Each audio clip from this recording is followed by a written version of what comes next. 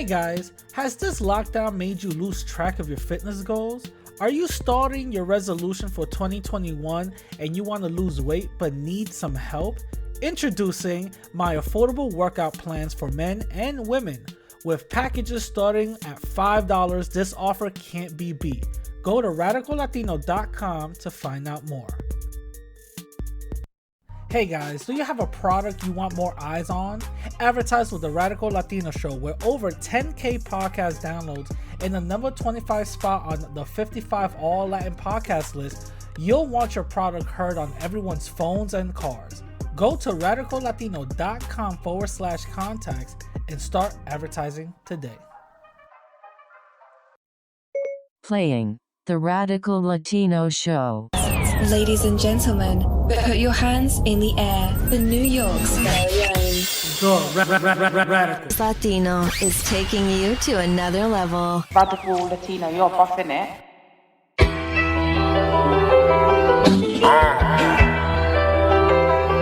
Hear that? It's like the pulse of the street, a hole of the chest. Welcome back to another episode, my people. It's your host, the Radical Latino, aka number 17 on All Latin Podcast, aka Mr. Unsuable, for the 24th week running. What is going on, mi gente? Hope everybody's doing great. Hope everybody is surviving from this whole corona business or whatever the case is. I know a lot of places are opening up, especially in New York City. We're allowed to have indoor dining again. So hopefully everybody's recovering. Everybody's doing great. Everybody's doing good.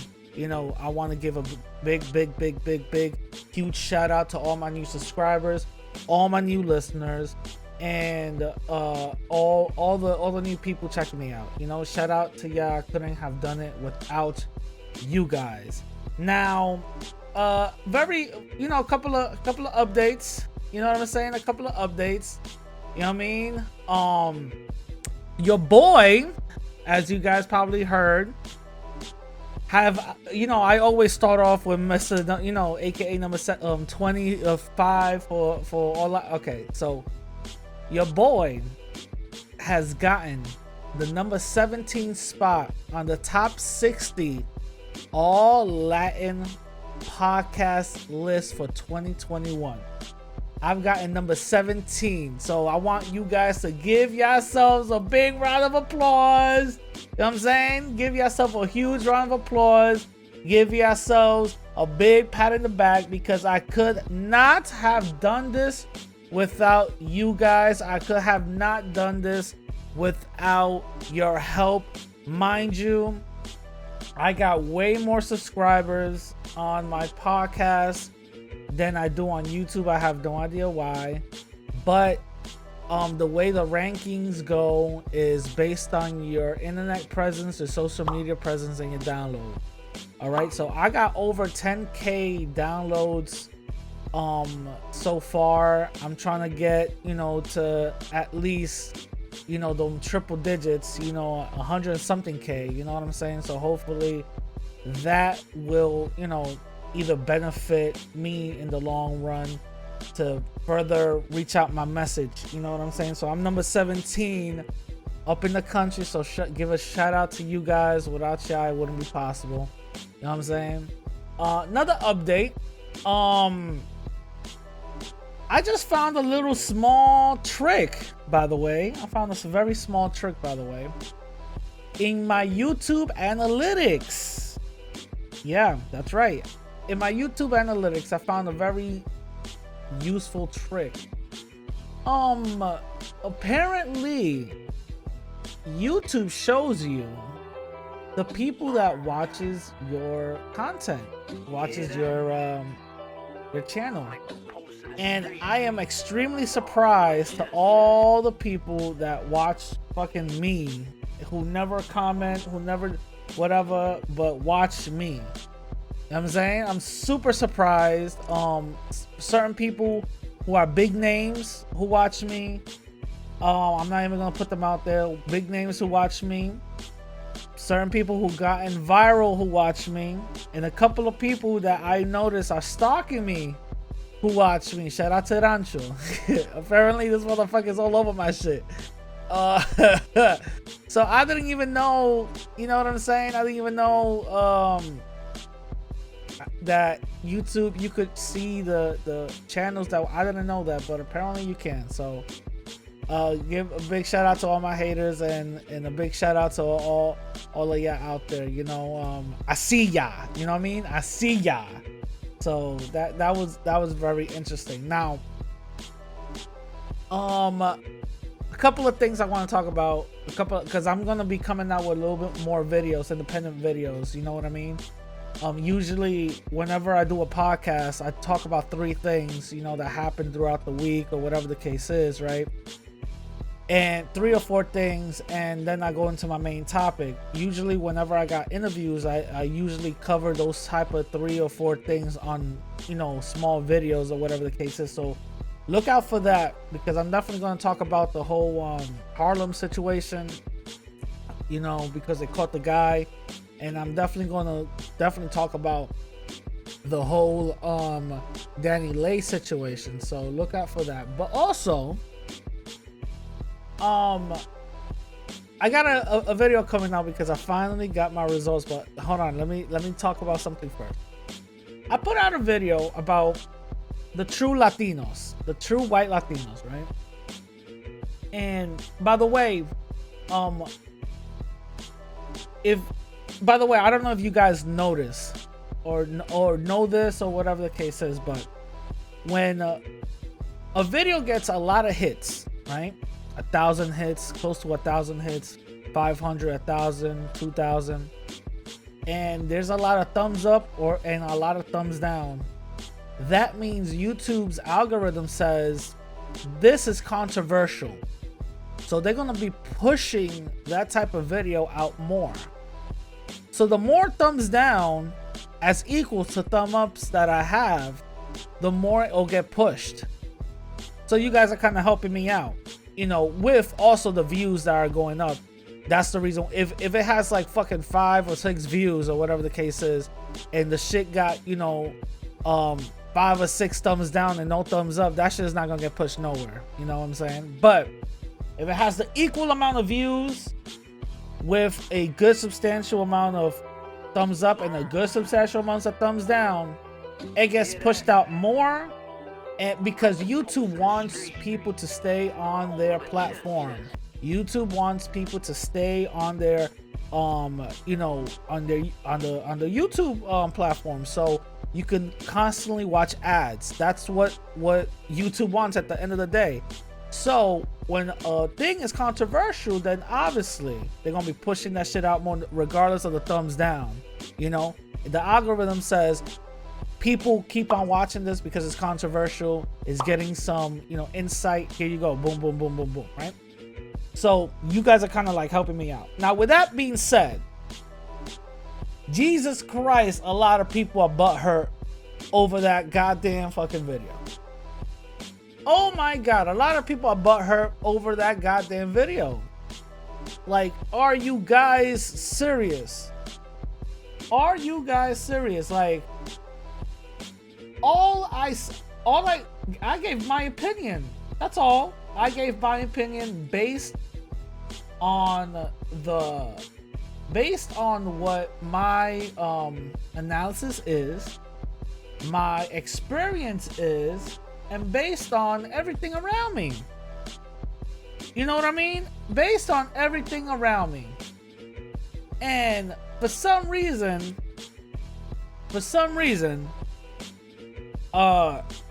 everybody kept on, you know, going like, yo, you don't know what you're talking about.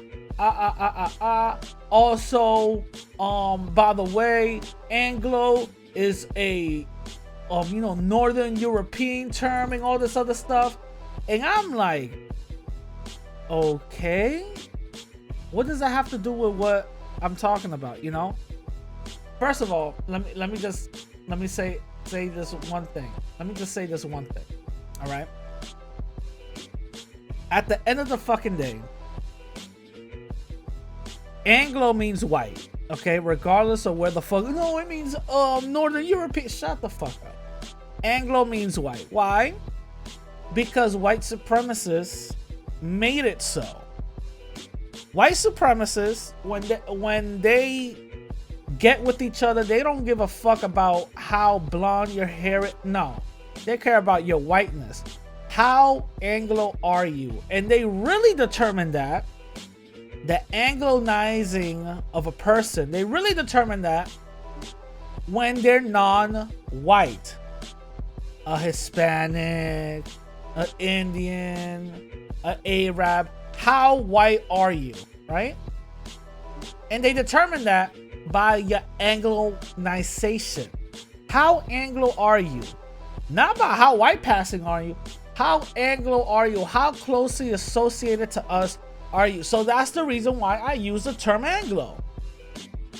That's the main reason why I use the term Anglo.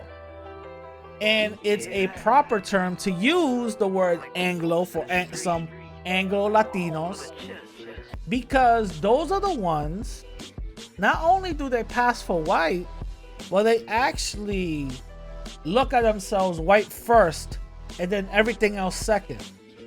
That's a disservice for us, you know. So this is something that we have to be real about, you know. Don't be butthurt. This is something we got to be real about. It is what it is. You know what I'm saying? It is what it is. But that's something we gotta be real about. You know, so everybody went crazy over that term. Oh my god, but Anglo means, I don't give a fuck what it means. I'm using the white supremacist term, and the white supremacist term is anybody white. That's it. That's it. That's what they determine. So I'm in America, we're in America, and that's what I'm talking about, okay? Fuck all that other historical bullshit about in 1783, Anglo was nah, fuck that. This is what I'm talking about. You know what I mean? So it is what it is. Now, going back to the big reveal. Oh my god, the big reveal. Oh my god. Going to my big reveal. My DNA results came in. Oh shit. My DNA results came in. Oh shit. Oh my god. My DNA results came in, and to be honest with you, I am extremely surprised on the results. Extremely surprised on the results. A lot of it, I got taken back. A lot of it, I'm a little like, I'm not disappointed, but I'm like questioning. I'm like, huh? How did that come out like this? You know, I thought that I was more Spaniard than I really am. I didn't know that that percentage was possible, to be honest with you. I was like, what? But guess what? This Friday or Saturday, you guys will see my results. You guys will see my results, and oh my god, how 11% are you? Oh my god. So you guys will definitely find out this Friday or Saturday, whichever one, however long it takes me to edit the bullshit. But it's really it's really surprising. I'm like, okay, it's really surprising. I was taken back at how in how little my Spaniard ancestry is, which says a lot. You know, it says a lot. I didn't. But anyways, let me just go to the comments for last week. Remember, if you guys want your comments read and you guys want your comments heard under this video, write your comments or whatever the case is, and then from there we'll get it cracking. You know what I'm saying? We'll get it cracking. So SYSBM says there is no such thing as intra-racism. These times racism comes from white people. I'm gonna have to disagree, my friend. I'm gonna have to disagree. That's the reason why it's called intra-racism. You can call it prejudice, whatever you guys want to call it, but that's what it is when groups of non-white people, you know, practice the same system, not systematic, but the same practice the other white supremacists use within your own group or outside groups. You know, name calling, you know, mental anguish, talking about, you know, colorism and all this other BS. So this is what the definition is. If you don't like it, that's on you. It's all good, bro. But this is what it is, you know. So white people are not the only ones who white people are the only ones that do racism systematically, and also indirect and direct. You know what I'm saying? They have the whole color gamut, you know. Intra-racism it's only one way, and it's you know, verbal and mental. That's basically what it is. It's not systematic. So I gotta make that clear. Definitely gotta make that clear. Macho says, damn, 1 like and 11 thumbs down already. The hate. Yeah, man, these people, good thing YouTube deleted the majority of those thumbs down, because you know, whenever these thumbs down comes in, these people out here, you know, automatically, you know, with their little robot accounts and shit like that. You know what I'm saying? MR, somebody that I blocked, says colorism is a lie. Most men don't care about that. Is a woman thing. That's not true. Men do care about that too. It goes on the dating spectrum when men care about it. These colonized Alexis says, that's a new word to me. Also, I've never heard internalized racism either. Those 2 words are new. Sorry if I spelled it wrong. We need to think more like our ancestors, not like our colonizers. Anyway, very good video. Yeah, absolutely true. I agree with that. Johnny Mills says, Radical Latino, great show as always. Shout out to you. Daniel says, divesting, I never heard of that. That is the most silly thing I've ever heard of. Is garbage and abusive men or women in every group without exception. To just say negative things about only your same group is stupid. That is basically calling your mother and father, brother and sister and son or daughter those things. Absolutely true. Those are the type of things that is examples of intra-racism, and I just don't understand. You know what I mean? A fake Marquise account is here. Says this is the real one, not a fake one, which I gotta block anyway, or whatever. Frank and Upfront says the most notorious form of racism is classism, which I agree, which is very prevalent in the West Indies. The West Indians brand of classism is a perspective that is very existent amongst the members of the same family, where the college degree makes all the difference in whether or not one is treated with respect, even though everyone came from the humble beginning.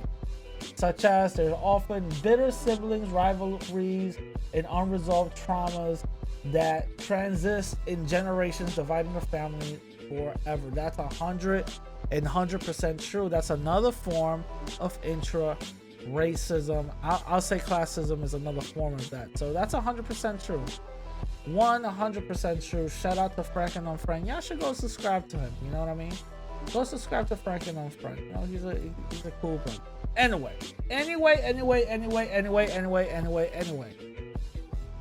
Moving on to the main interview. So, this is my brother, you know, Activate LA. You know, shout out to him. He came through. We had a wonderful interview. It was very informative. A lot of things I found out about him and stuff like that I didn't even know. I was like, holy shit, you know. Shout out to him. So the way I discovered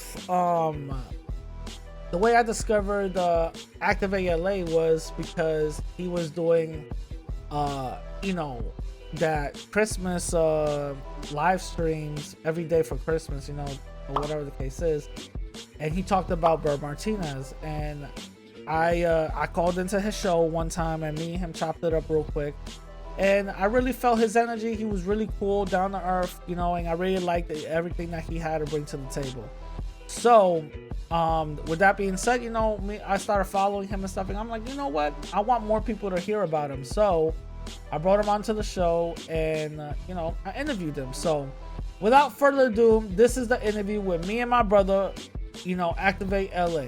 Enjoy. Yo, what up, my people? Welcome back to another episode of the Radical Latino Show.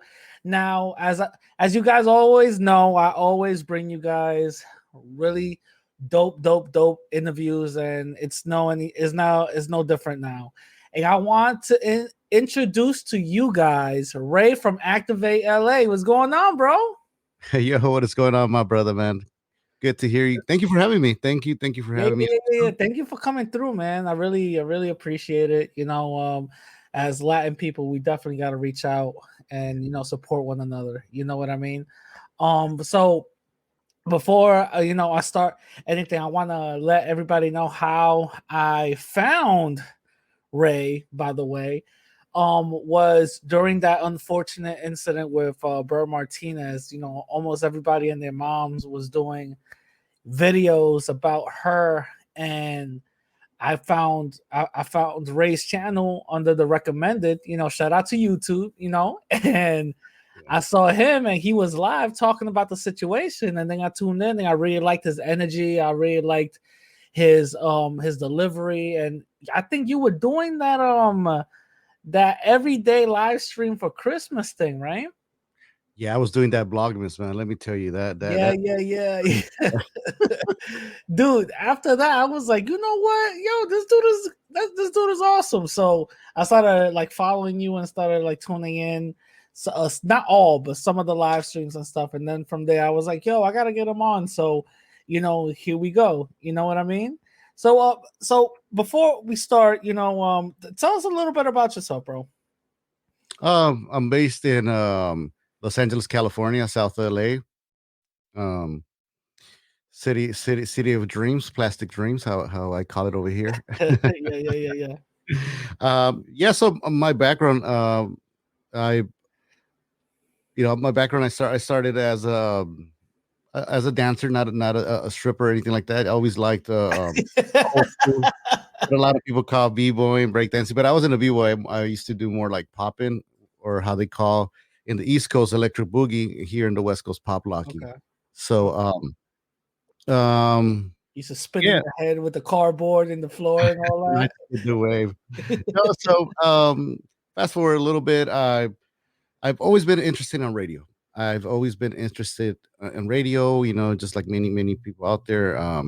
So we started off with doing the little recording. I'm there. I'm a middle-aged man, so I come from the background of hitting the tape recorder and recording your voice. There's no MP3s. Yeah. So as I saw myself, throughout life, I didn't think I was gonna make it on radio, because my parents didn't have the money, and also too, I come from a very old-fashioned family as a Hispanic. In my case, I'll just throw in, my Mexican, people side, because I don't want Latinos or Hispanics or Chicanos, like mad respect to everybody. I don't want them saying, no, not all of us were like that, but no, of course. I was raised the Mexican way, the old school way, like, you just got to go to work, make money, and have a family, and that's how they teach you. They taught me. So, but I was always interested in how to make things happen. How do people make things happen? How does a doctor become a doctor? How does a lawyer become a lawyer? How does an actor become an actor? And I didn't know the answer, but one thing that caught my attention was reading Rainbow. And I know it sounds very crazy, I'm going over it all is going to make sense. It all is going to make sense. And I learned that books, man, teach you a lot at an early age. At the age of I would say 7, 8 years old, I was hitting up my brother. A big shout out to my older brother Frank, to take me to the library. So I don't know how it ended up sticking to my mind, saying that life is kind of like a mechanic. Yeah. how does a mechanic learn to be a mechanic? Yeah, experience. No, they Yeah, learn. yeah. Either you go to school or it runs in your family. You know what I mean? Yeah, of course. So knowledge, like you said, yeah, practice, experience.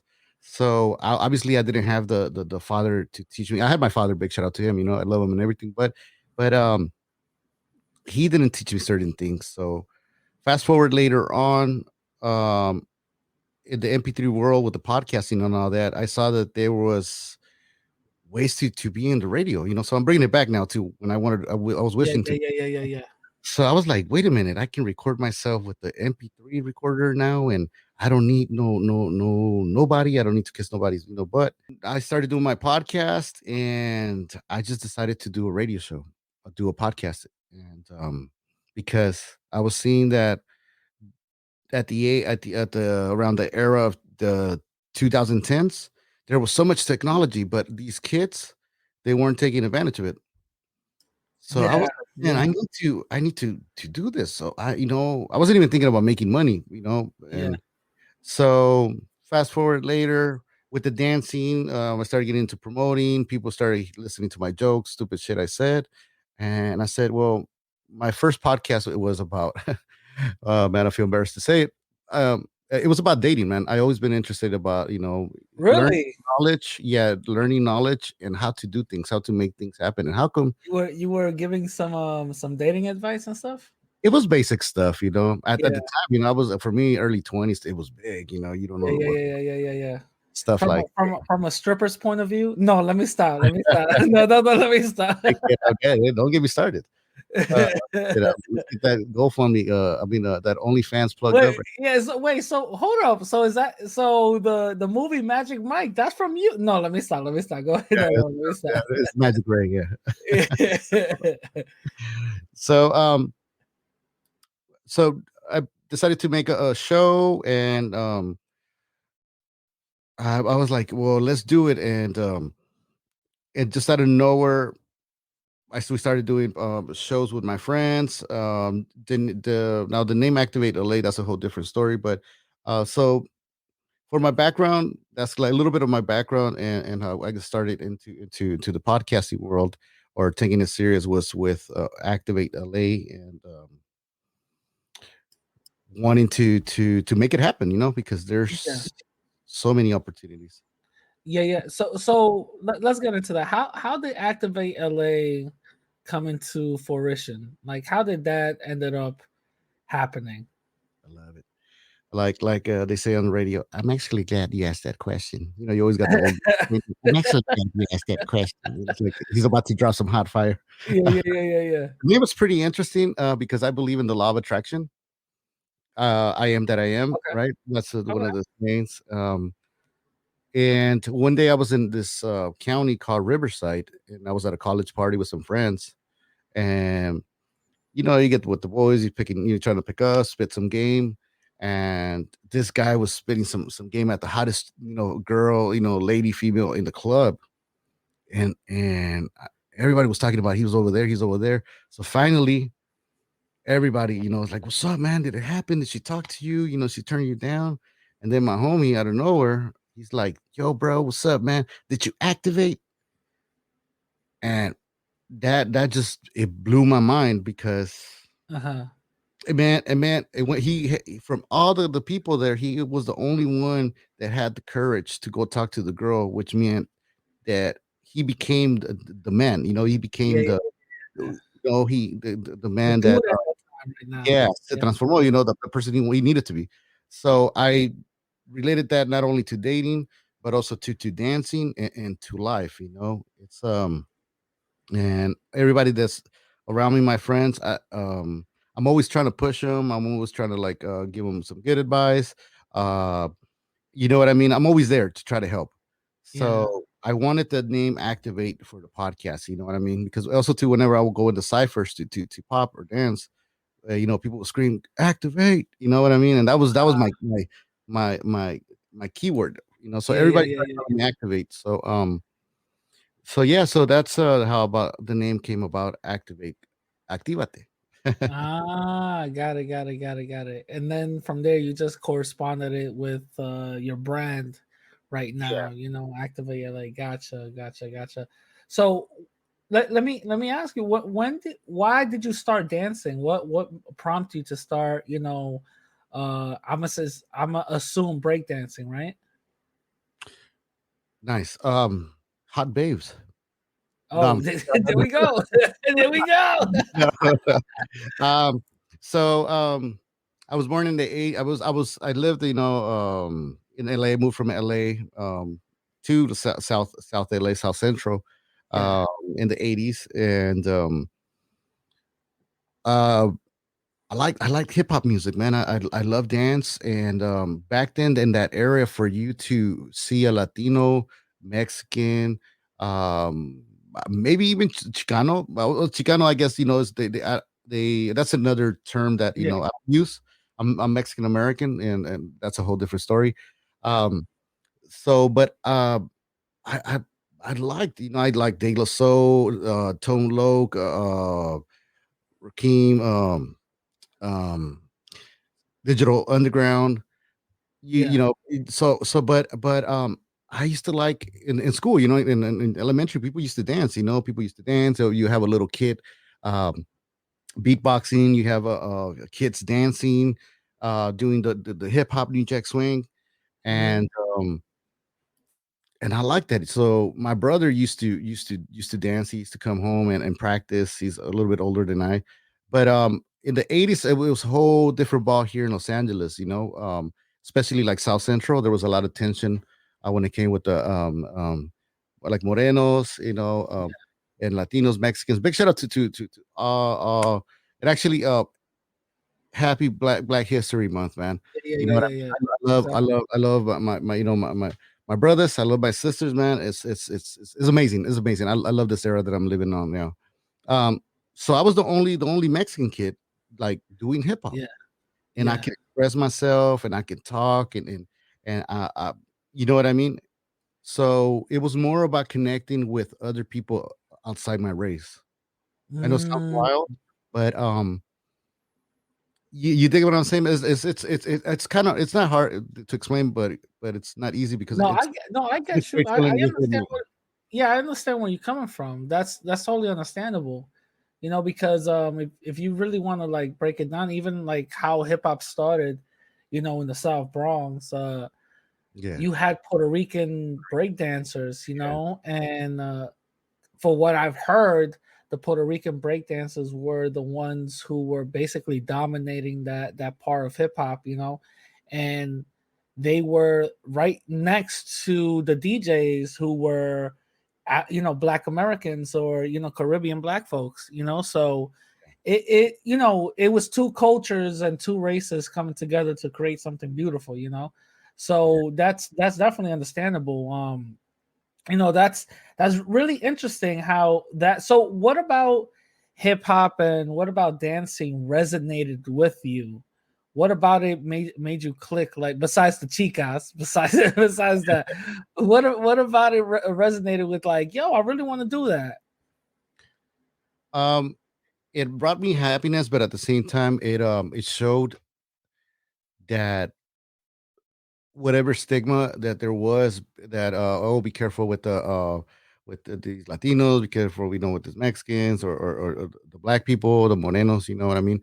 It was just, yeah, maybe back then there was a lot of tension, and maybe there still is, but now it's much better here. I Yeah, I see it a lot, but yeah, back then it was just the fact that, to let my people know that, dude, we cool, man. It's just, no bad blood. Yeah, yeah, yeah. Because at the same time, like over here we have the cholos. You know what I mean? yeah, I had a messed up experience that I seen. A couple of people get shot at a party when I was like 7, 8, yeah. here Damn. around South Central. Luckily, the mother of the quinceañera um, died, man. I seen the lady Oh get shot, no. dropped, just out of her forehead, just blood, just Yeah, yeah, yeah, yeah.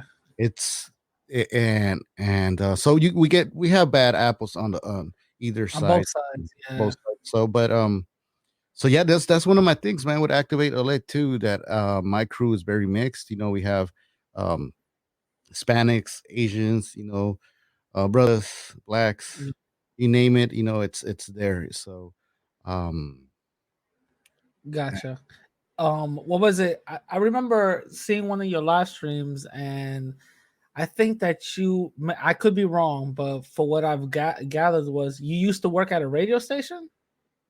I was with LA Party Radio, and I'm still with LA Party Radio. Yeah, which is internet radio station here in Los Angeles. Pretty dope people, good people.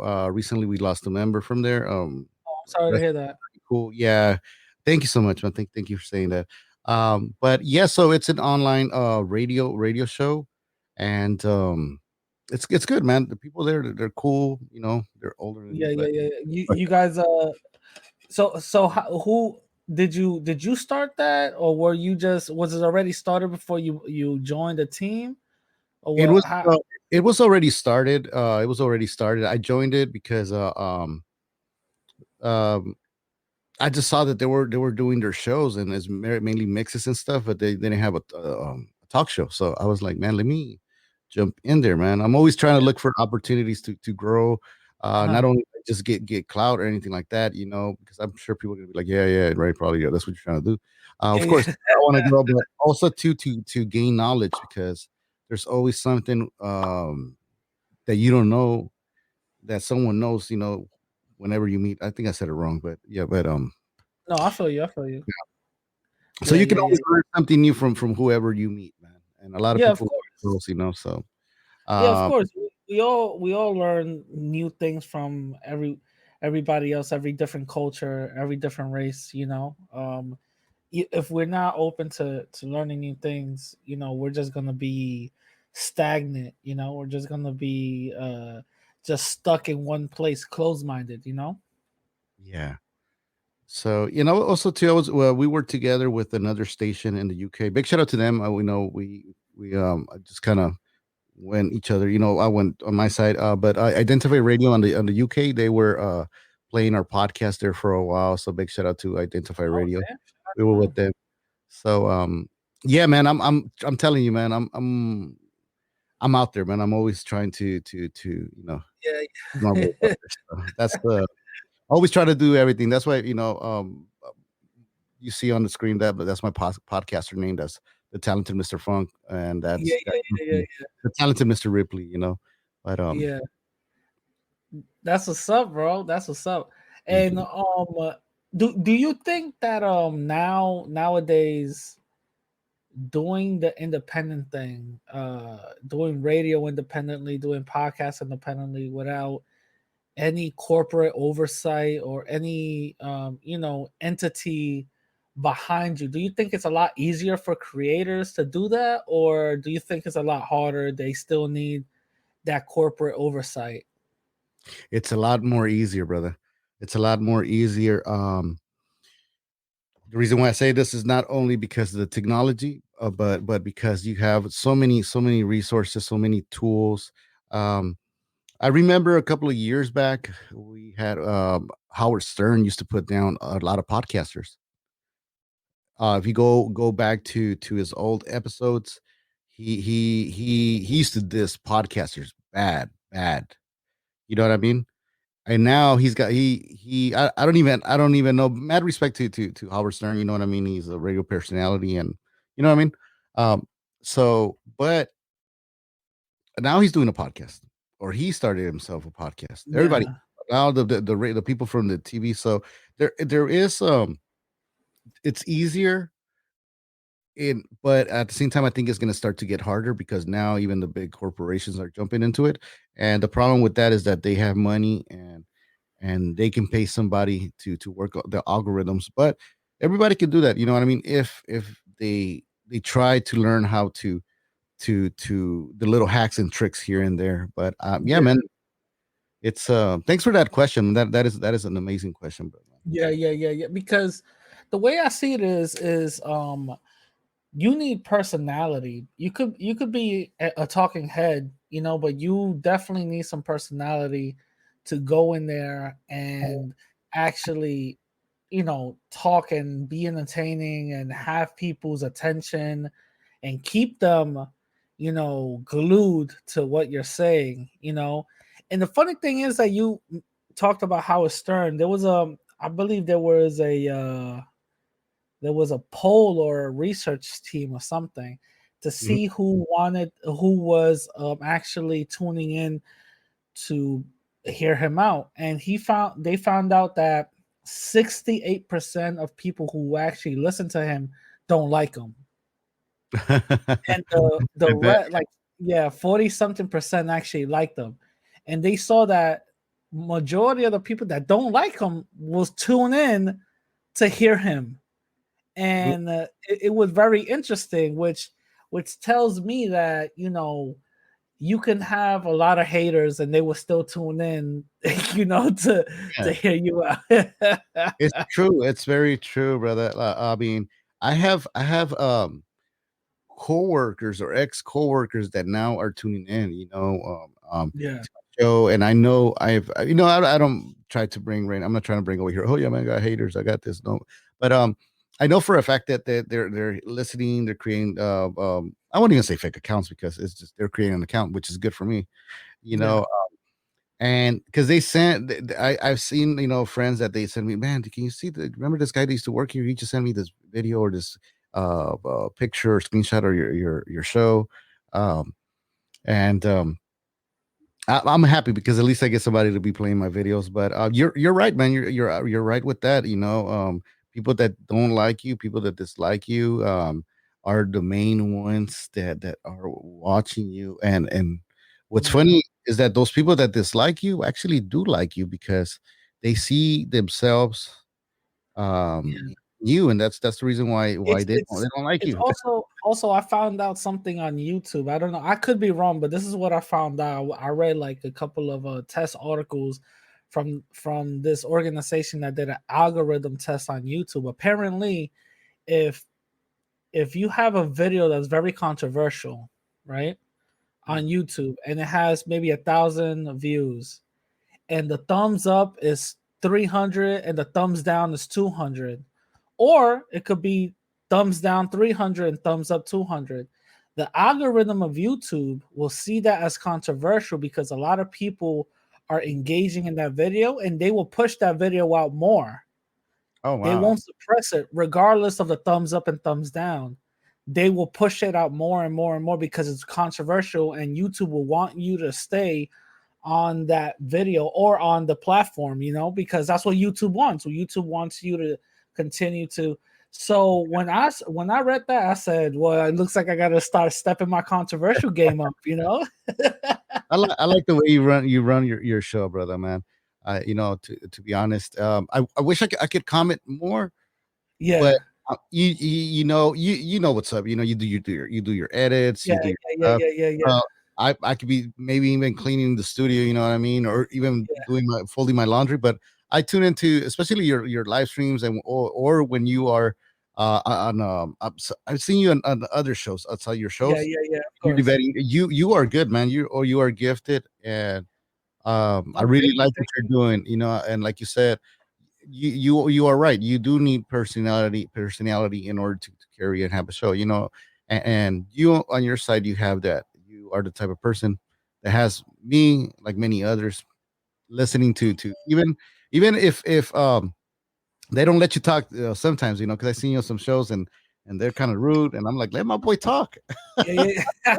I don't know. Yeah, yeah, no, the way I see it is, that's their live stream.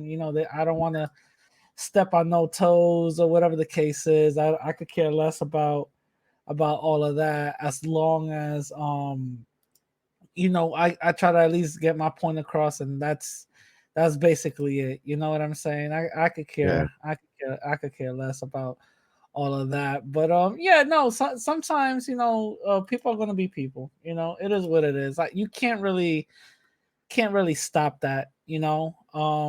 Especially when you're on somebody else's platform, you kind of, even though they're being disrespectful, you kind of have to like respect them or respect the platform somewhat. You know what I'm saying? Word, yeah. Yeah, I've been on some debates also. So so you Uh, can probably just imagine the things that I've heard and seen and stuff like that, you know? yeah. No, Yeah. you break shit down though. You break shit down, and also too big shout out to the people on previous shows I've seen you, that they because you guys are sharing a lot of game, and to be honest, I really like the video, and I got to give you props that you recently did about colorism. Um, Oh uh, yeah, yeah, yeah, yeah, you yeah, guys are yeah, bringing yeah. light to a lot of especially like the Latino, Hispanic, culture, or people of here, of the Americas, and I learned a lot. I learned a lot just from listening to you. I There's stuff that I hear you say, and I'm like, oh, let me check this out. There's stuff Yeah. that I agree And, with you a lot, and I like mind that. you, mind you, like when I say things or when I talk about certain things or whatever the case is, um, I'm not saying that I'm 100% right on anything that I say whatsoever. I want people to question me. I want people to actually not believe everything I say. Okay, where did you get this information? Who did you get it from? Where can we validate this? You know what I mean? Yeah, I don't want people to be sheeps. I don't want people to yeah, automatically just think just because I said something, you're gonna have to just take it for face value. No, question me. You yeah. know, and I think as content creators, as I'm not gonna say leaders. That sounds kind of corny. I'm gonna Yeah. say content Oh, creators. so you don't want to get murder or somebody. So you got some crazy motherfuckers. Yeah, well, not that, but I'm not saying yeah. me in my case, I don't want to be nobody's leader. You know what I mean? No, I no, want, I think no, I think we do need leaders. I think if somebody is influential to that point, I think they got to step up and actually be like, okay, I am a leader or something. But like as content creators, as influencers, we can't just have our egos all the way up in the clouds and thinking that nobody could question us, which doesn't make any sense. You're not God. You know what I'm saying? You're nobody. Relax. If it wasn't for the people out here, you wouldn't be in the position that you're in. So that's why I always say just question me. There's always a reason and good thing to question somebody. Question what they're saying. What is their overall message? What is their overall stance? If they're coming with some bullshit, then you got to walk away. You know what I mean? There's a lot of people I see with big platforms who constantly contradict themselves, and yeah. I'm like, dude, are you not hearing them? Like, you know what I mean? Like, and if you question them, oh, you're a hater, you're this, you're that. Give you props on that, man, because for me, it took me a long time for me to understand, that was very important for you to see that you can't be always right, and even if you are, you need to listen. You need to listen to other people, and question Oh yeah, why am I wrong. And if you are, you need to listen, or yeah, if they're wrong according to me, but they might be right, I need to listen. So mad respect yeah. to you. I didn't start doing that till like a couple of years ago, man. Yeah, yeah, yeah. The thing is, I think especially for men, our egos get so fucking huge, man. Sometimes we think that somebody's testing our masculinity or somebody's Mm, testing our egos or whatever. So we gotta like try to protect it or whatever the case is. No, yeah. just listen. It's not even that serious. This is I chalk this the first of all, this whole YouTube thing, this is all WWE. This is all entertainment. But at the end of the day, it's people with ideologies, their opinions, and that's basically it. That's basically it. It's just people sharing their opinions with different ideologies. If you disagree with it, that's fine. Don't take it to heart. Have a formal discussion with somebody, but Yeah. don't go super crazy, start idolizing a person just because they have a following or whatever the case. You know what I mean? It's like weird stuff. No, and good thing you're saying this, man, because there's a lot of people out there, that they do fall into That those, sheep those mentality. yes, and the cults too, man. Yeah. And or especially too for us that we run shows, we gotta be careful to like I do interviews, and I learned my lesson. With who I have on the show, sometimes Yeah. it's not that I don't try to find out what they're trying to say, or their topic. I actually listen to their topic, but sometimes I learned that when people are on your show, they might um, switch it to another gear that you didn't know the machine had, No, and they end no, up talking. And then next thing you're influencing somebody or sending a message, or no. Then next thing you know, you're in the front page of Twitter. They're like, "Activate LA radio promotes." yeah, I had some people that because I do the thing where people can drop their links. I repost it, and Yeah, yeah, yeah, yeah. I help them at the end of the show. I mean, whoever wants to network. And somebody told me, hey man, like um, they deleted their comments, and but it was different, 3 different accounts, the same message, and like this person is a so and so, this person, and I'm like, so now I'm feeling guilty here, and it's still to this point, and I'm like feeling like, well, it wasn't like I knew, Yeah, and no, listen, I trust me. I've it only happened one time, which I should have done a little bit more research. But I interviewed somebody that they didn't end up being who I thought they were, and then end up finding out they were completely the complete opposite. Again, when when you have a content and you're driving your content or whatever, and that, mind you, this is only one person that I actually regret oh, interviewing. You know what I mean? But usually the thing is, the way I see it is, I don't have to interview everybody with my same mindset.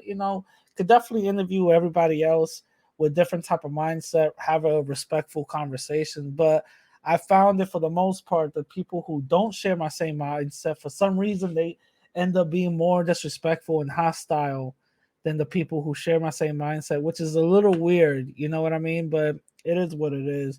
So I was gonna ask you, I've seen since the whole Bird Martinez thing, I've seen that you were basically going and giving a lot of updates and updates and updates, which is actually a great thing. And thank I'm gonna say, I'm not even gonna include myself in this. You and maybe one other person are the only ones out here actually doing updates on Bird Martinez. And mind you, I don't want to mention Bird Martinez because I'm trying to get clout or anything. I'm just saying it, because of what's happening. But you and one other person are the only ones out here actually covering that type of situation. Now, because there was something that you brought up that I felt similar the same way mm. as you did. One, what made you want to constantly air, and give updates on her situation? uh it was the I like this question a lot because actually, man, like once again, I believe in the law of attraction so much.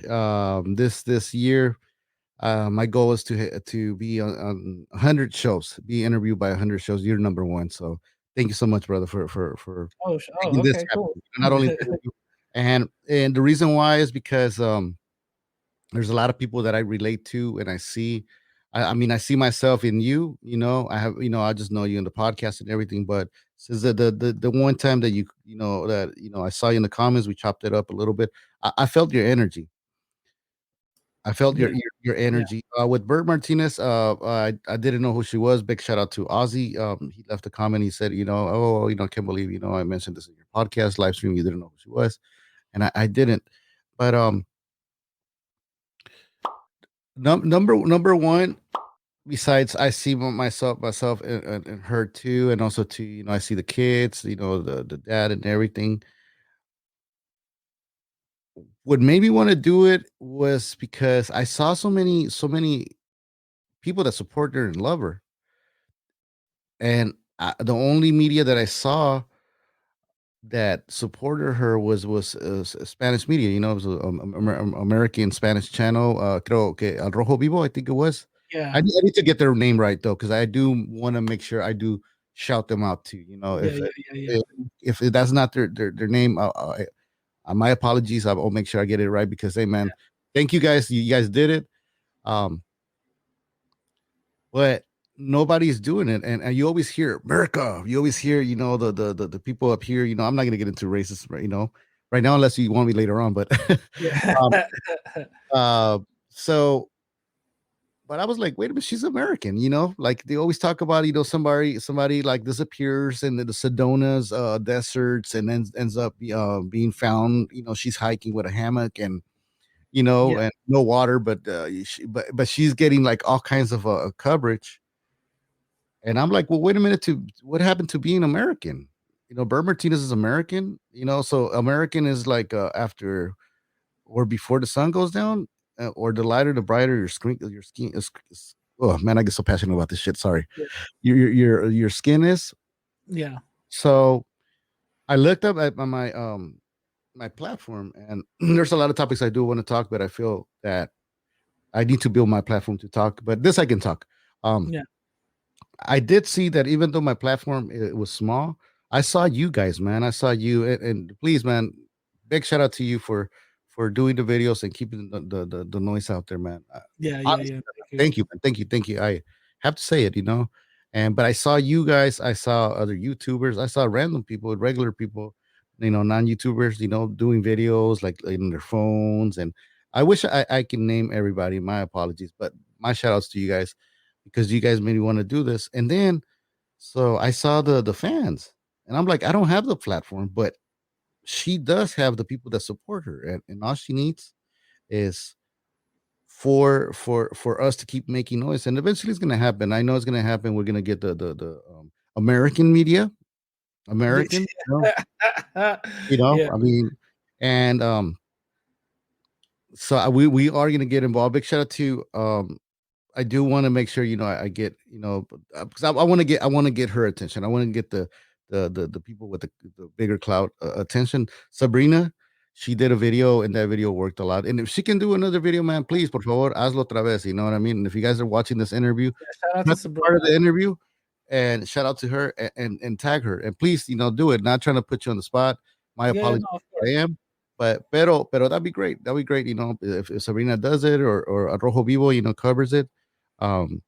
But we can do this, man. You guys inspire me, and let's say we don't reach the goal, but we are gonna go beyond it is, you know, and thanks to this, I think later on, man, when people come up to me and tell me talk about this or what can we do, I'm gonna be able to help more people. Yesterday on the live stream, I'm sorry, I talk a lot. I'm trying to, you know, not talk so much, but this is your pero interview. But yesterday on the live stream, I started talking about the situation that's been going on with a lot of elders, and that's one of my mission, you know, respecting elders and females, also to males, you know, of course. Pero I want to start with the elders and with females. These generations have lost so much respect for elders, and it's our fault. Maybe not your fault, but I think it's my fault. Yeah. Others, because we always just like with hip hop. Oh, this fucking hip hop sucks now. Back in my days, and this and that. It's like, well, will you make the fucking hip hop? Yeah. If you get the spice from and the soul from back in the days, do it. Yeah. But I don't know. I'm like, oh, I don't know how to play the guitar. I don't know how to, you know. So I think it's time for me. If I couldn't do it back then, it's time for me to start promoting, man, that elders need to be respected, you know. Yeah. Going back to my live stream, so I started talking about what's been going on in the Bay Area and other areas with Asian people. Some people in the chat said, "Hey, you know what? Well, first our people," and I said, "Well, check this out. I actually, I'm glad you guys mentioned this because I can put you guys all together. I can get everybody and all the raza Latinos and everything together, but that's not the point. I need some more support. But how can I tell the Asian people or the other cultures, hey man, come on, back me up if I haven't talked about them, you know, or I haven't contacted somebody, man. What can we do for your community? What can I do, man? What can I do? China Mac had a nice movement. Shout out to the brother. I didn't get the chance to go to downtown LA, they can't burn us all. Um, protest, and I apologize, but if he was to come back again, I know he's stepping away from YouTube. That's another story. Yeah. So, pero, that's that's the part. How can I ask them, hey man, can you guys help me over here with the paleteros? Can you? And I didn't go. Yeah. How can I? And I'm pretty sure if I would have, maybe he wouldn't have like at the time helped me out with Bert Martinez message and everything. Pero imagínate, like if I would have done that, man, maybe like he was busy, couldn't answer the message, but somebody would have seen the comment. Hey Ray, man, I'm actually this cat. Thank you for I met you in downtown LA at the protest. You can burn us all, and I think thank you, man. We should come together. Now I got the backup. So in the last one, I told the people, like I said, I need to not only hear for our people, but also I need to put everybody together. And it's gonna take a while. So people were like, oh man, wow, yeah. And it felt good, man. Se sintió bonito, that the people agreed. So Yeah. Like the thing that I wanted to bring up, and again, I talk about race in my channel, yeah, and how to basically bridge the gap between Black and Latin people, uniting and stuff like that. that's pretty dope. That's really dope. Thank you so much for doing that. Thank you. Yeah, thank you. That's mainly, my message and stuff. But again, I'm not trying to put race into this, but it's hard not to, because with this type of situation with Bert Martinez, I doubt, and this is coming from the heart, I doubt that she won't have the same media coverage if she was a blanquita. If she was a white woman named Marsha from Boston and her white, brother-in-law did the same thing, it would have been all over the place. Again, I'm not trying to promote my stuff, but please do so, because I why I want you to, because I want people to go see your episode, man. Your shit's it's not only fire, but it's magic, and I thank you for it, man. No, but I said this in my last episode. Not last episode. I'm sorry, my last video that I did, the last update I did about her, is that if that would have been a white girl, the NFL would have had a freaking different color headband that day. It would have been Awareness Week. The feminist movement would have went crazy. They would have had different talks. You know what I'm saying? So this is the type of thing that really, this is something that you were the first one that I heard speaking on this, is that the lack of media coverage that comes to something like this. One, Bird has a really big following. She has a lot of support. To the outside, to the mainstream media, that's more viewerships that they're gonna be getting. Yeah, she's not a million subscriber, but she has a good amount. So why not, cover something like this? Is it because it wasn't that serious? Is it because she survived, or is it because she's Latina? You know what I mean? So it's because I mean, oh man, people are gonna hate me, but I think people are gonna love me. It was majority because she was not. I won't say because she was Latinas, more because she wasn't white. Boom. Yeah. Like, I'm gonna get fired. I feel the same way also. I really do. I do feel that, the reason why is because, she's Latina. She this situation happened, Latin crime. They could care less, you know what I mean? So that's the and you were the first one that brought that up, and I was like, yo, that is very interesting. And it was kind of, I don't know, but it was kind of itching at me a little bit. You know where I get that from?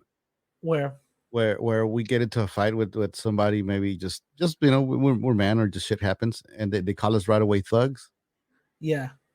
So I said to myself, how come we're not Americans, man? Like, you guys forget to now what happened to an American got kidnapped, an American but I saw her and I was like, how come she's not American? Can I give a shout out, man? Go ahead, bro. I want to give a shout out to the feminist movement. You guys are doing great. And I hope if you guys are listening to this message, I want to welcome you guys to please, man, also to, holler at our sister Bert Martinez, the family, and try to find a way, the way you guys can help her, man. You know, Yeah, most definitely. You know, the Me Too movement, all of them. we need know, everything. You know, we Yeah. need everything. But when yeah, it's, when it's putting somebody in jail, everybody's real loud and proud. You know, the protests go crazy, but yeah, when it comes to something like this, everybody says, very really silent. Something because this is something I've always said, and I don't know. Give me your opinion on this, but as we saw during the summer, we saw a bunch of protests. Since George Floyd, yeah, with rest. Breonna Taylor, the dude, the I forgot the jogging dude. I forgot his name right now. Yeah, Ahmaud Arbery. There it goes. So we saw a lot of protests. We saw people rise up, and it wasn't only local, but it was actually global. It was, a big thing. Now, I want to ask you something.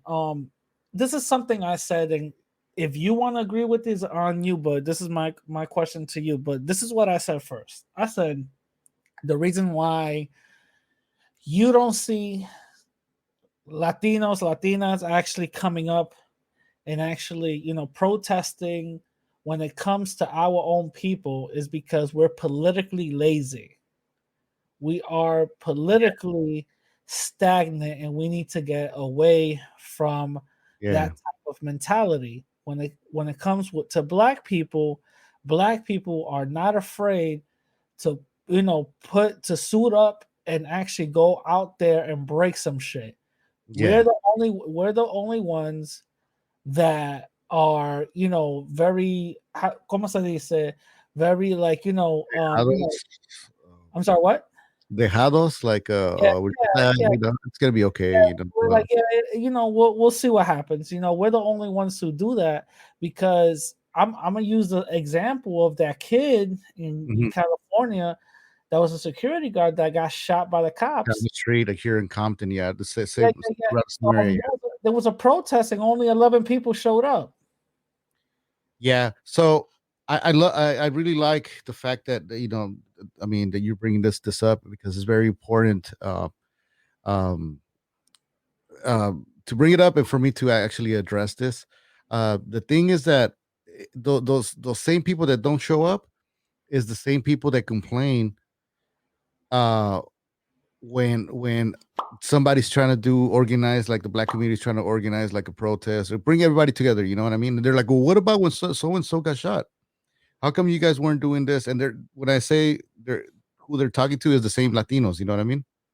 Yeah, Like they'll see me like doing like, hey, let's go over here, raise awareness or just for so and so. And then I'll get hit up with well, how come you didn't say this about this? And how come you guys are not protesting about this? That's going back to what I was mentioning on the live stream. Like how am I gonna ask them for help when I'm not helping them? And yeah, then when I go back and try to protest for this, you guys don't even show up. yeah, So I think yeah, like you're right. People get lazy, and also too, there's no type of my Spanglish is gonna fuck me up right now. Leadership, the leadership. leadership. Yeah, Yeah, leadership. So there is. I need to go back to my ESL classes. También. that's all good.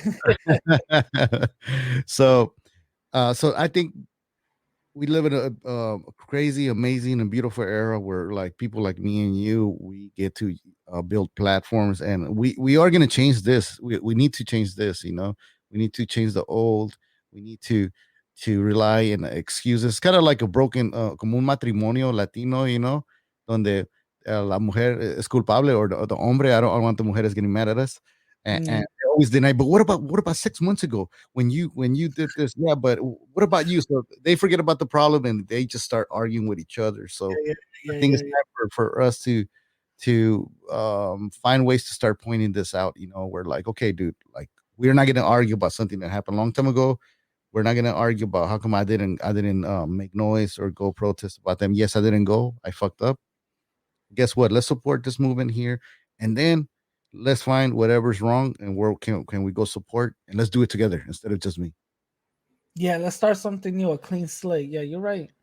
You're right. I saw that you did an interview with Burr Martinez and Mario, bro. How did that happen? That was magical, bro. That was it was just it what happened is you guys happened, man. Everybody that did videos, everybody that kept on spreading the word, the supporters, the followers, YouTubers, even people that that left bad messages or ugly messages, made it happen, man. Because imagine if you wouldn't have done episodes. Imagine if Convicted Hearts.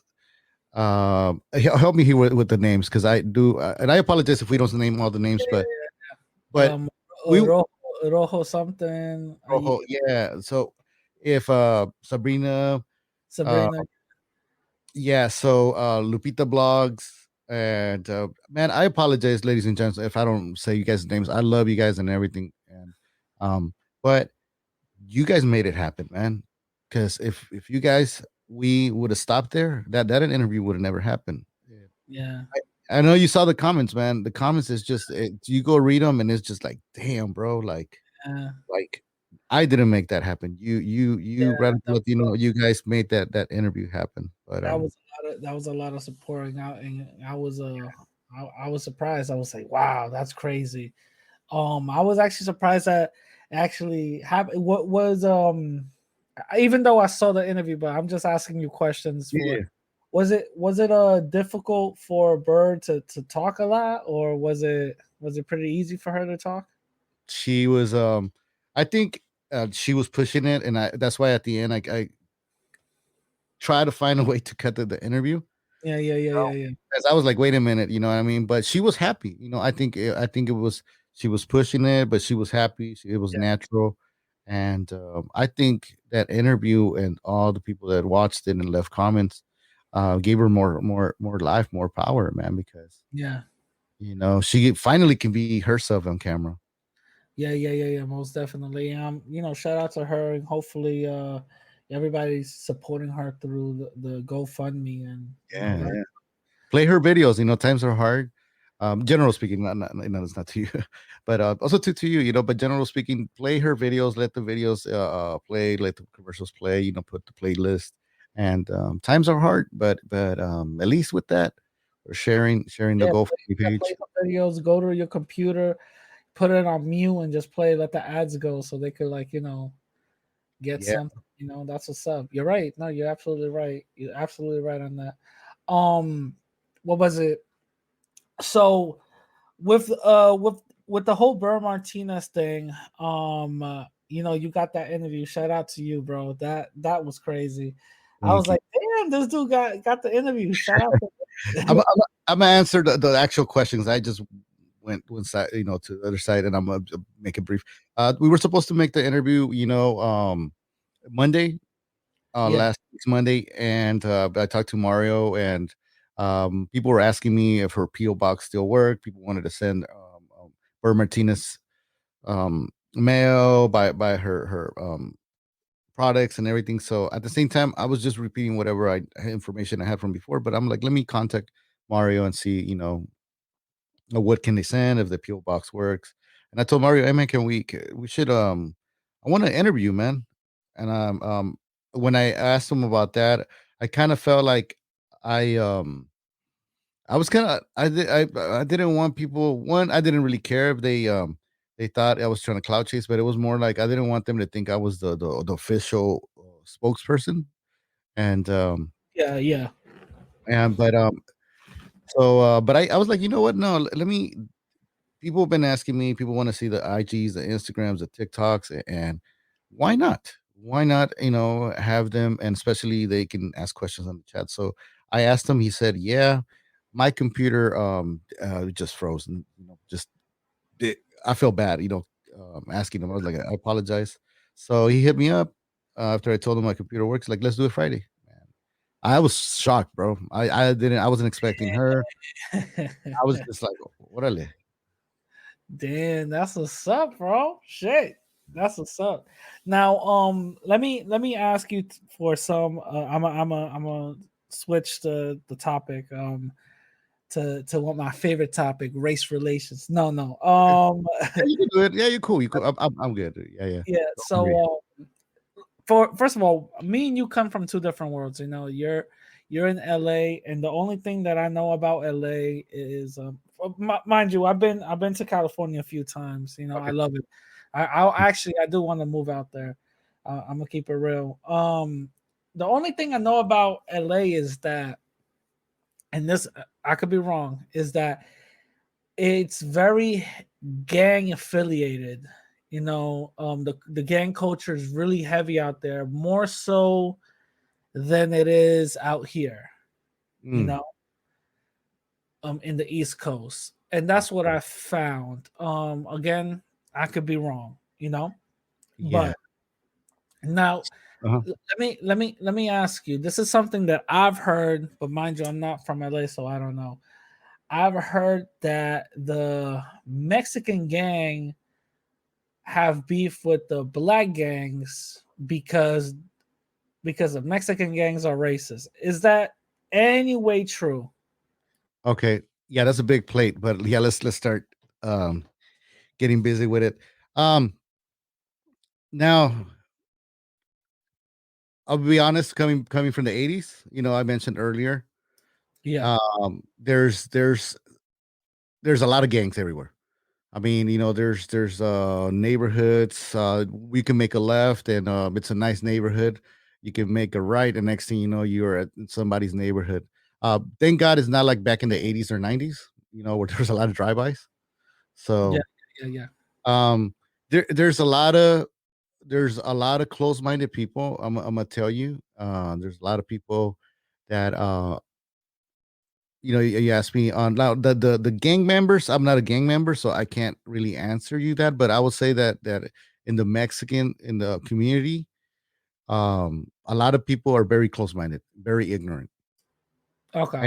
and that really fucks it up for people like me or other people out there. Latinos, Mexicans, or Yeah, Chicanos, because we got people that I mean, people can if in the comment section I'll come answer whatever questions you guys post. But yeah, there's a lot of racist people. There's a lot of racist people, and I am not gonna say that out of my mouth, but I'm gonna give you guys facts.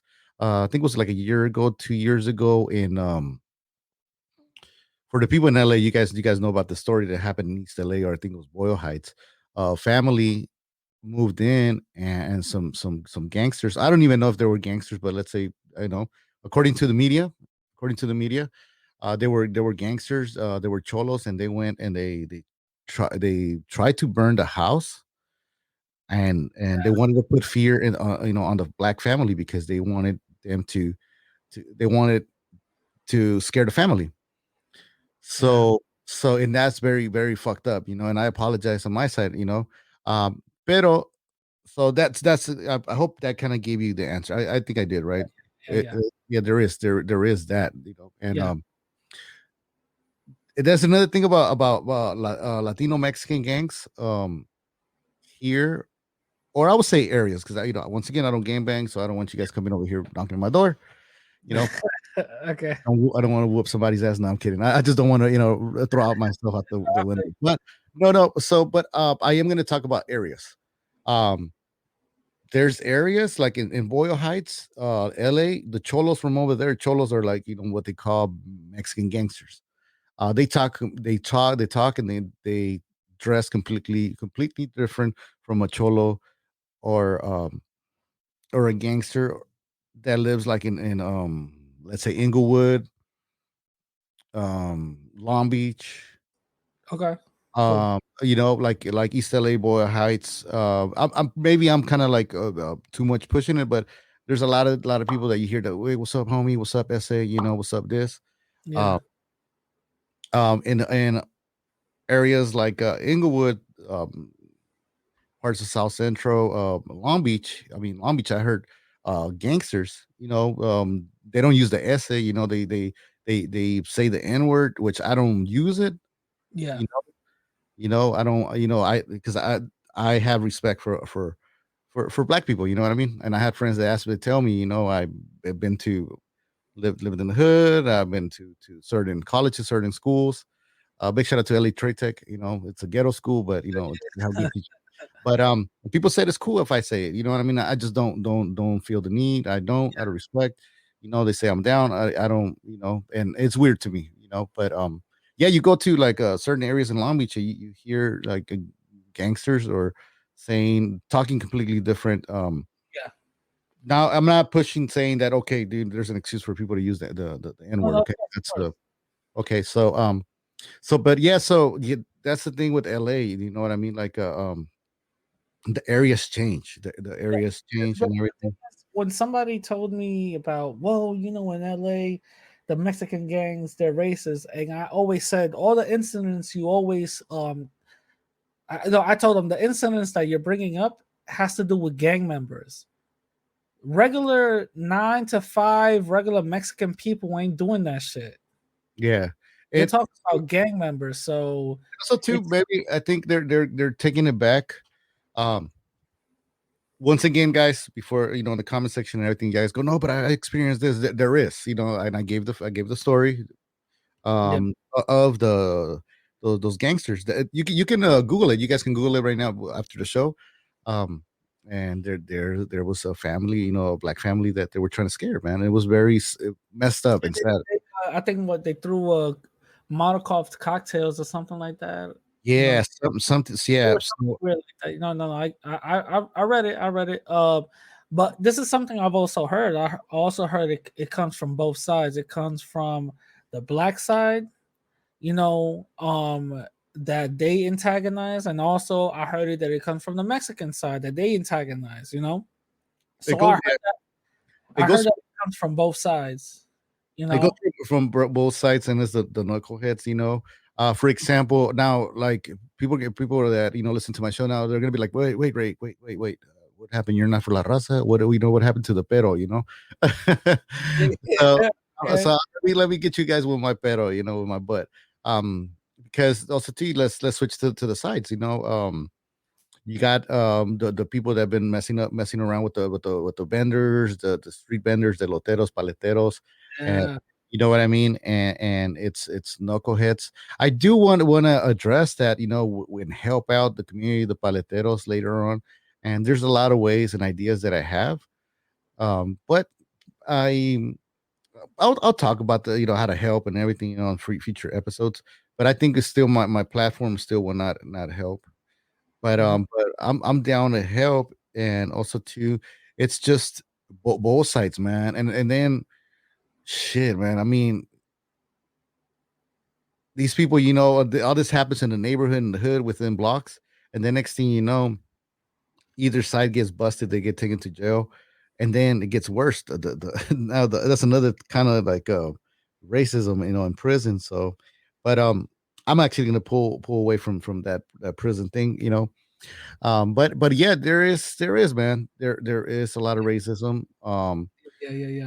There's a lot of close-minded people, and I hope and I wish, man, that on my side, I can enlighten more people in the future for them to, the same way I discovered dancing, because dancing for me, it showed me that, damn, bro, like like it's not what they say. Saved your life. Yeah. I want to be the dancing. Yeah. I mean, I want my podcast to be the dancing, but you could moonwalk your way to unity. Yeah. Yeah. It's gonna happen. LA is being very united, though, man. Too. Yeah. It's being. Yeah. I heard that. Mind you, this is everything that I'm talking about.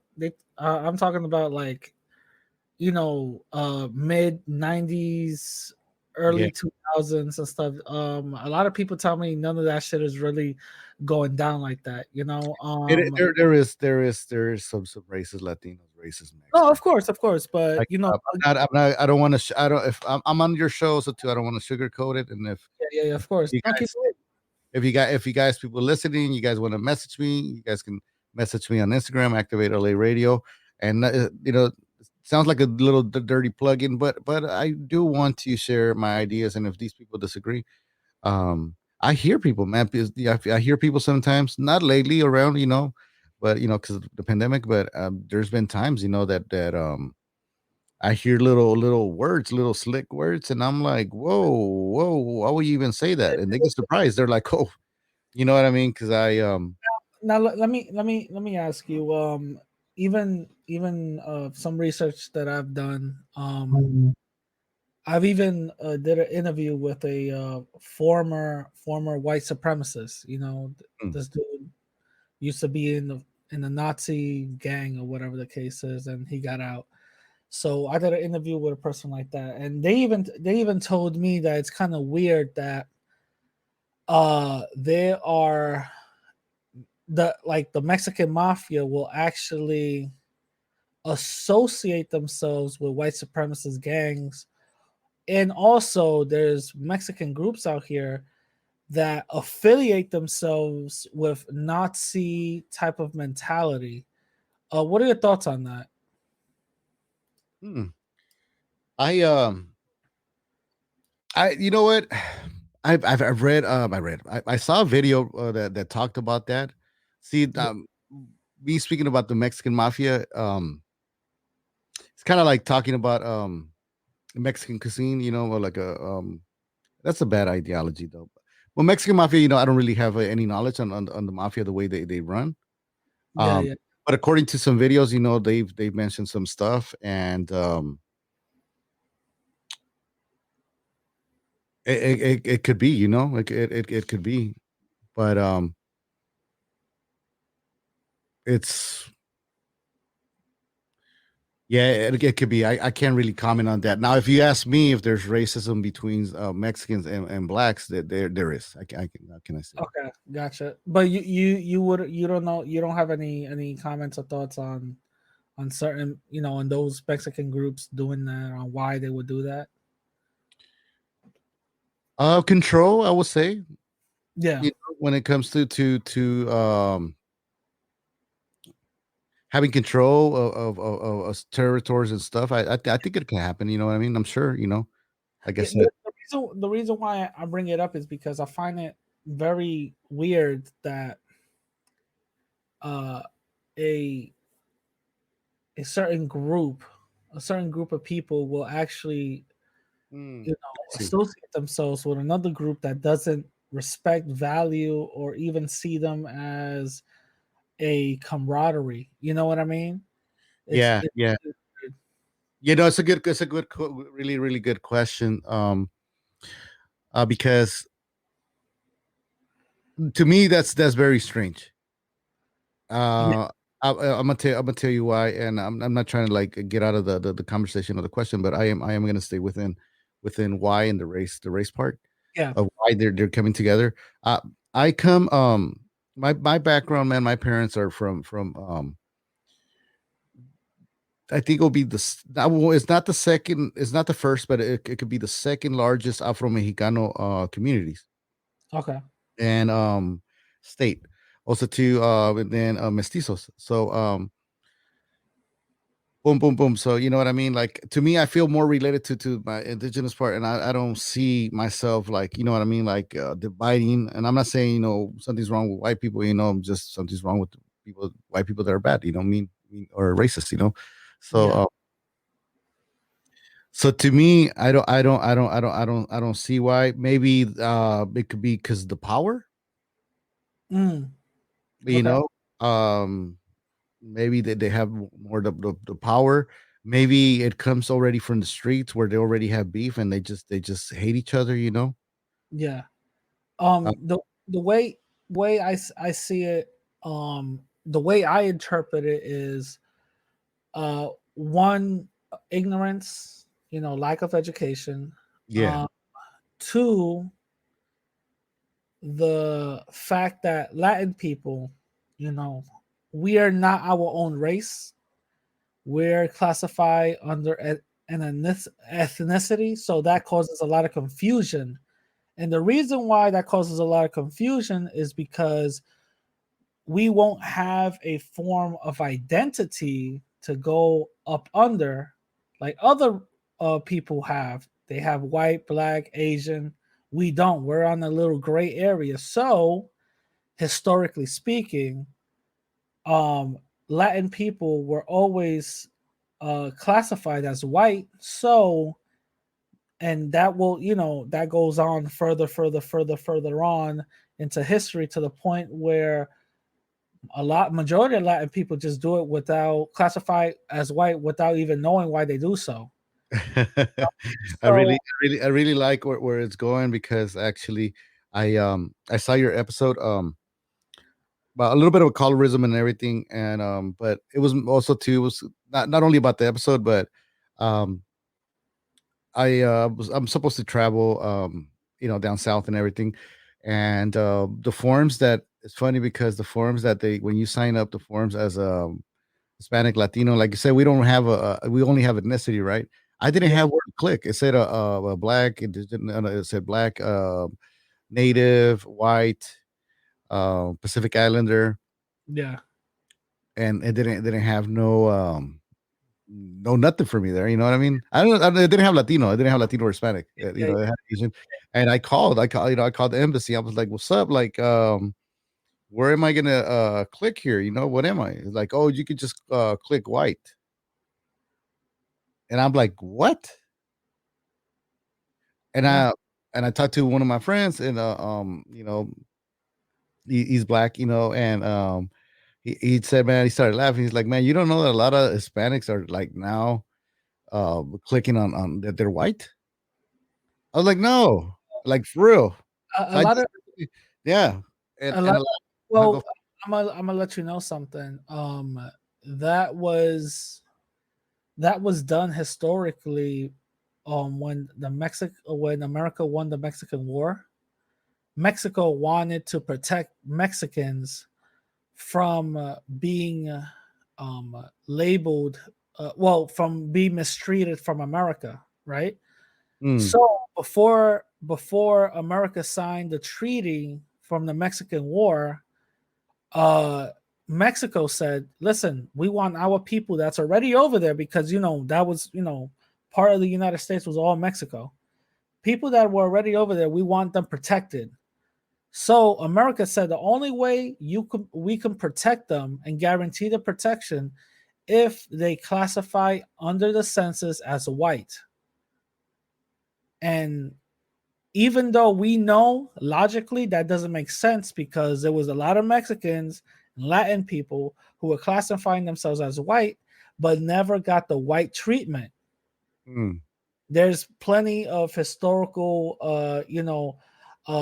pictures and yeah, incidences of stores saying no Negroes, Mexicans, or dogs allowed. So, Latin people were being classified as white from the very beginning, and that doesn't mean that we had the white treatment. So that goes to show that that little classification the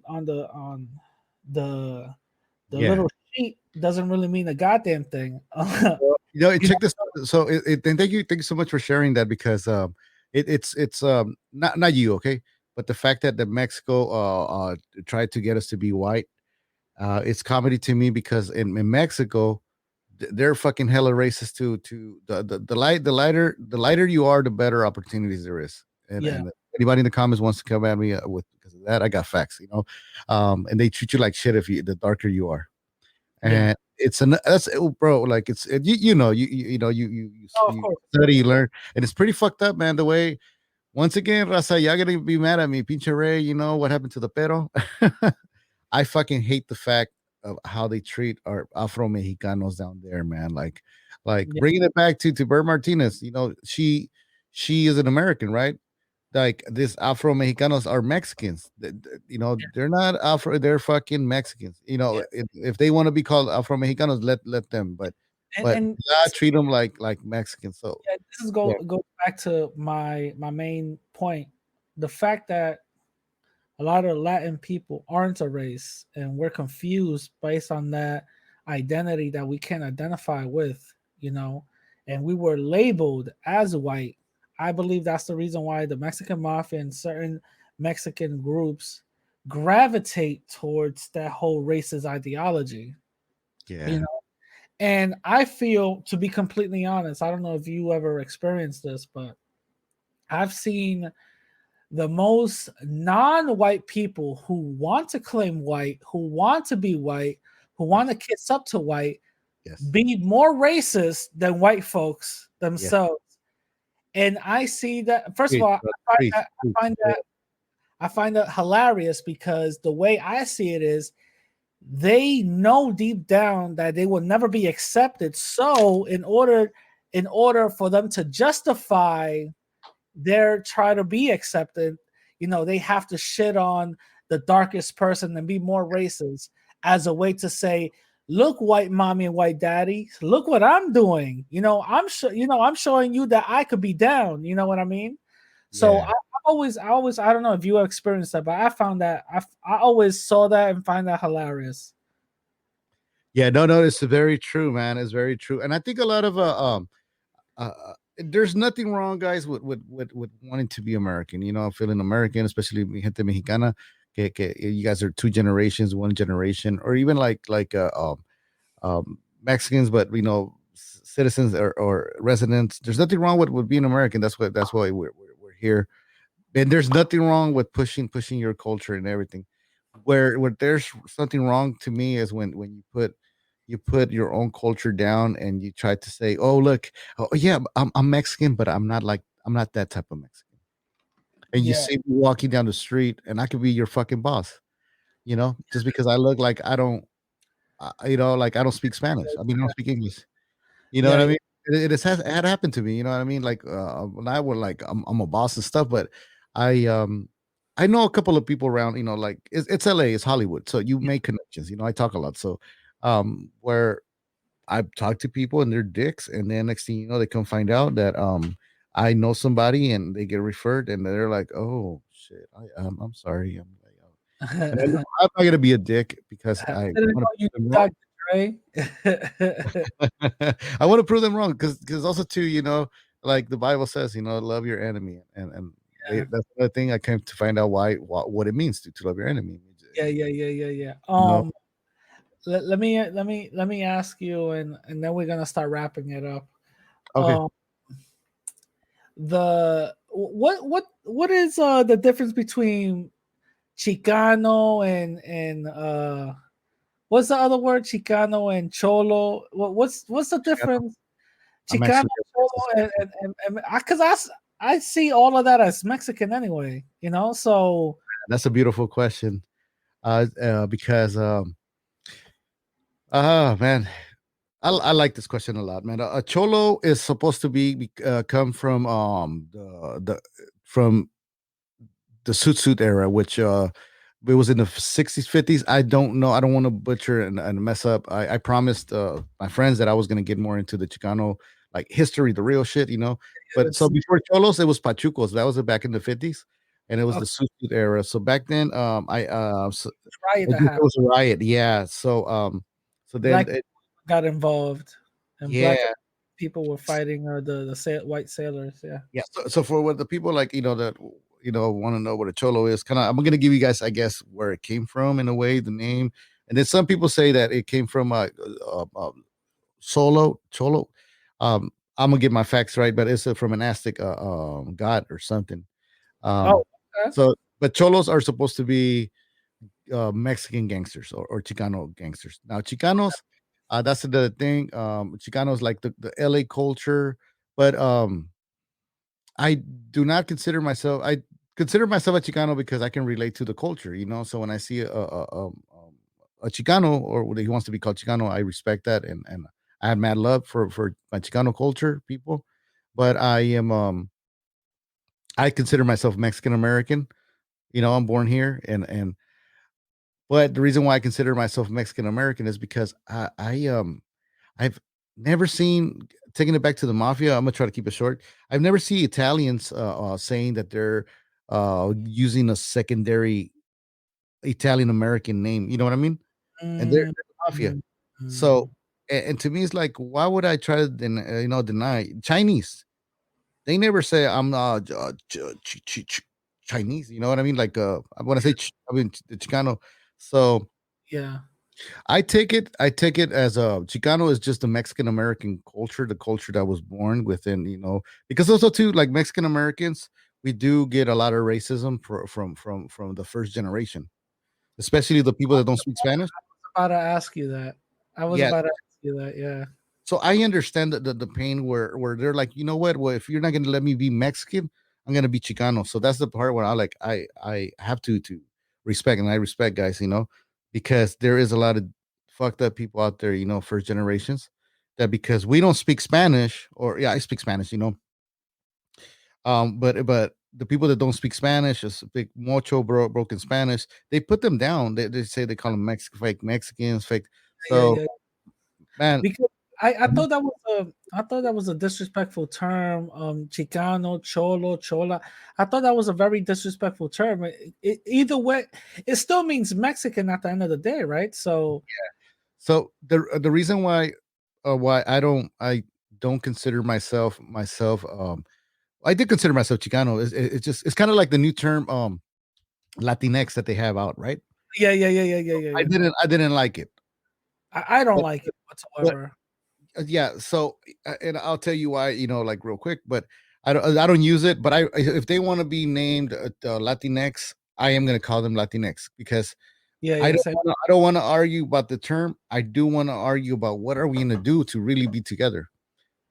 Like, you know what I mean? So Yeah. the reason why I don't like Latinx, it kind of has to do a little bit with being Chicano. It creates division, saying like, well, I'm Mexican, but I'm not that Mexican. And there's another saying like Colombians, they use the word paisano, and paisano in our language, Spanish, means a person from my neighborhood. Here in LA, I don't know in the East Coast or Chicago. I think Chicago is still like, but LA, they call the people that they're short, dark skin, or they look that they just came from the countries, not only Mexico, but down south. They call them paisas. Yeah. So a lot of people. This is another question, an episode that I would like to do, and once the pandemic gets better, I want to ask people if they find here in LA, they find the word paisa when they being called paisa like a bad name or a bad term, or do they feel like they're you know what I mean? Like, because they only call paisas here the people that look like they just came from Mexico. And Mm, what's wrong, or the south of the border, maybe like our southern I was uh-huh. gonna bring that up because as a Latino, I've seen a lot of division within the Latin community. I've seen, Mexican Americans be very disrespectful to newly arrived Mexicans. Yeah. I've seen fourth and fifth generation Mexicans be very disrespectful to first and second generation Mexicans. Yeah. I'm half Dominican and half Ecuadorian, and I've Okay. seen Ecuadorians be disrespectful to Chileans and Peruvians. Okay. I've seen Dominicans be disrespectful to Puerto Ricans and Cubans. So I even seen Cubans be disrespectful to Puerto Ricans and Dominicans because they feel they're the real quote unquote Latin people, and because they're more lighter and they speak better Spanish or something like that, which is the craziest thing to me. So I've seen that division within our community, within our culture, and a lot of people look up to Latin people. Yeah, we're beautiful, man. A lot of people even want to emulate Latin people because I don't know if you know, there's a whole Japanese culture. Is this whole Japanese Mexican culture in Japan where Japanese people I was are at dressing I was and Yokohama Yeah. in 2 years ago, yeah, and let me tell you, bro, they Latinos, Mexicans. I'll say not only Mexicans, but Latinos. They love us. Oh my God, man! When I went over there. It was 2 years ago, about 2 years ago, and I was saying it was weird for me to say American, but people were asking, "Where you come from?" Oh, America. Oh, you're American. And that's when the Donald Trump was cracking on and cracking. So people were really kind of, you were asking me, how do you feel about Donald Trump and this and that? I said, look, I don't like what he says.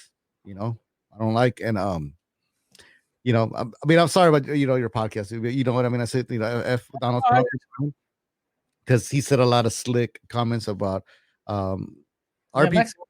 Yeah. Mexicans, and a lot of people say he never said that, but Mind you, when Donald Trump said Mexican, he meant all Latin people. Real. Thank you, brother, for saying this, because I want to say this to you guys, Latinos, and everybody. When somebody calls you a Mexican, you Mexican, even if you say, "Oh no, I'm not Mexican. I'm from over here. I'm from Belize, or I'm from Costa Rica." No, you are a Mexican. You know what I mean? And it's not like you are from Mexican. It's like they're calling you, but they're using the name with a bad meaning. You know. But Yeah. though when I went over there, man, so everybody's like, "Oh, you know, you're from America, you're Cali, yeah." And I said, "But yeah, but I'm Mexican." Oh, Segue. Well, Segue means I'm not mocking them. I speak a little Japanese, you know what I mean? So um, but it means, oh, Segue. It means like really, you know. And dude, tequila shots, cracking, coronas, you know what I mean? Blah blah blah. I was like, oh shit, damn, I'm saying I'm Mexican, you know, and like you Latino, yeah, we dance cumbia, salsa, and also too, there's another misconception about Mexicans that we don't dance cumbia, bachata, merengue. I lived in near Mexico City, and I learned how to dance cumbia, real shit, like the vueltita y todo, you know what I mean? No, Yeah. palmaditas, que like right here to the side, you know, like so Yeah, people were tripping on me here in LA, but so they love us. No, you're right. You're right. So I went to Yokohama. Yokohama is very big with the Cholo community, Chicano. Yeah. In mad respect, I was in Ibaraki, which is north of Tokyo. Yeah. Mad love for not only the Cholo culture, the reggaeton, the bachata. You'll be surprised. There's a song from Burbujas de Amor. I don't know if you know who I'm talking about. Burbujas de Amor. He's Juan Luis Guerra y 440. He has a I think he's Juan Luis Guerra. I think is he from I don't know if you yeah, I'm sure you listen to bachata, right? Or stuff like that, no? I listen to bachata, but I don't know who that Juan Luis is. Guerra's an old school guy, you know, from bachata from the 80s. He has a he has a song, no, Tito Puente, yeah, oye, como va, yeah. No, Juan Luis Guerra, he has a bachata song called Bachata en Fukuoka. Okay. And it's shot in Japan, man. It's so beautiful, man. Check it out after the interview. No, well, yeah. The main reason why I even brought that up is that other cultures and other races look up to us, you know, as a friendly community, as a community that's very, very family oriented, super religious. You know, we care about our neighbors and stuff. And the thing is that they think that all Latin people all get along, and if they knew the truth that there's a lot of division within our community, Yeah. they'll be highly disappointed, you know. And it's up to us to actually, you know, fulfill that you know, and fix the stereotype. So I'm gonna start wrapping it up now. I really enjoyed this interview, bro. I Thanks really so like much, man. Sorry, I talked a lot, and to be honest, man, you are a great interviewer, man. I had previous interviews, and they all been great, man. Big shout out to them, but you bring a dope vibe, man.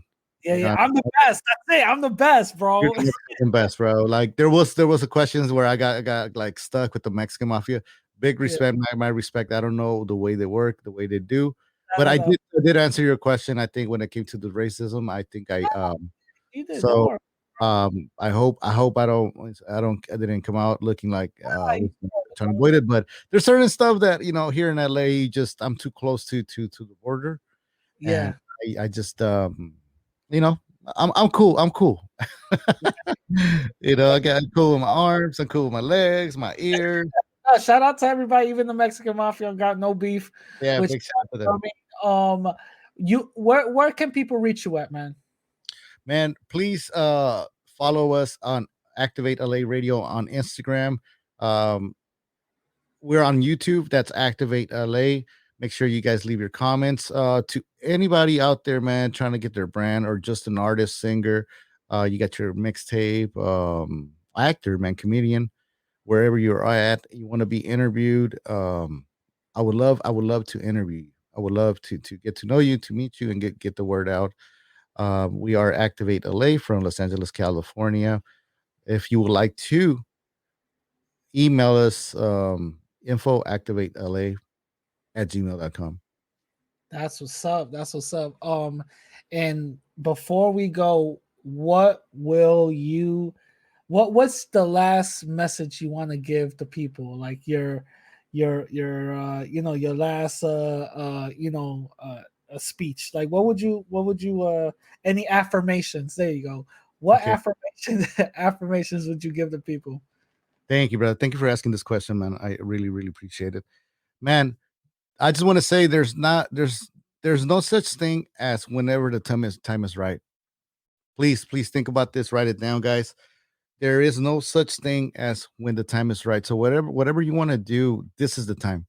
Don't wait. Hey man, like I don't look good for the camera. Hey, I don't speak well, or hey, I don't understand this. Maybe you want to do your podcast in French, Russian, Japanese, and your your languages are not down to where you want them to be, but they're good. They're okay, even if they're bad. Do it, man. Do it. Build up, because um, if it's a business, if it's a YouTube channel, you're not gonna have a lot of customers in the beginning. But one thing you are gonna have is experience, throughout as you grow. So there's no such thing as the right time. Right now is the right time. Much love and respect. Thank you for having me on your show, Radical Latino. Thank you. Bro, thank you so much. Listen, all of the links will be in the description down below. Please go follow him. Trust me, he has great content, and he has a very personable and attractive audience, to the point where he even interacts with people, and he has a little mini robot that reads your messages, which Big shout out. Big I'm shout trying out to, to Different Situations.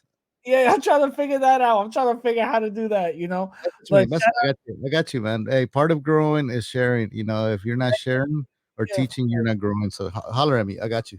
of course, thank you. Listen, I'm gonna catch everybody later. Peace. Yeah.